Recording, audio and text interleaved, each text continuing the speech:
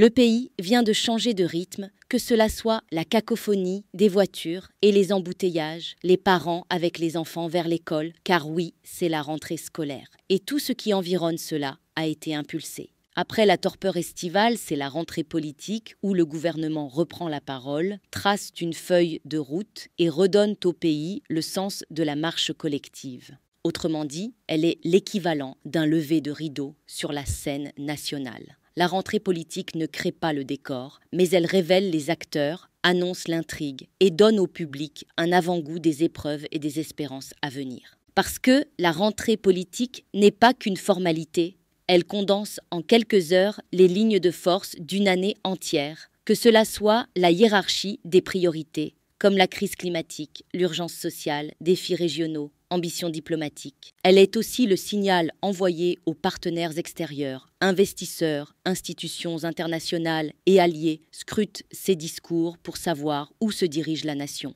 Alors si on saisit bien, c'est le temps politique qui ne marque pas seulement la reprise des affaires de l'État, elle signifie que l'histoire reprend sa marche, que le pouvoir se remet à écrire sur le parchemin fragile du présent. Et si on va plus loin, la rentrée politique est un carrefour où se rencontrent trois temporalités. Le passé, que l'on convoque pour rappeler les épreuves traversées, les acquis du pays à préserver. Le présent, où l'urgence sociale et climatique presse le pouvoir d'agir. L'avenir, qu'il faut esquisser comme une promesse crédible, mais jamais certaine.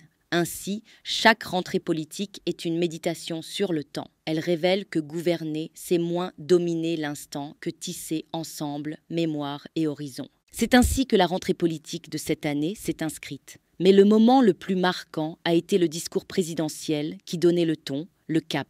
Celui prononcé par le chef de l'État s'est inscrit dans cette lignée, mais avec une intensité particulière. Il affirmait l'ambition d'un État sûr de sa vocation et résolu à embrasser l'histoire qui s'est donnée à voir. Cette rentrée politique a marqué un tournant affirmé vers l'Afrique. En assumant la présidence de la Commission de l'Union africaine, Djibouti ne veut plus rester spectateur, mais devenir une conscience du continent.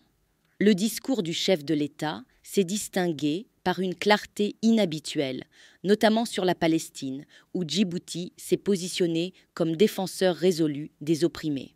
Au cœur de l'intervention, la vision 2035 a été réaffirmée comme socle stratégique. Modernisation, digitalisation et diversification sont présentés non comme des slogans, mais comme des chantiers concrets déjà engagés. La jeunesse, décrite comme force vive et trésor national, a été placée au centre de cette ambition, avec un accent sur la formation, l'entrepreneuriat et l'innovation.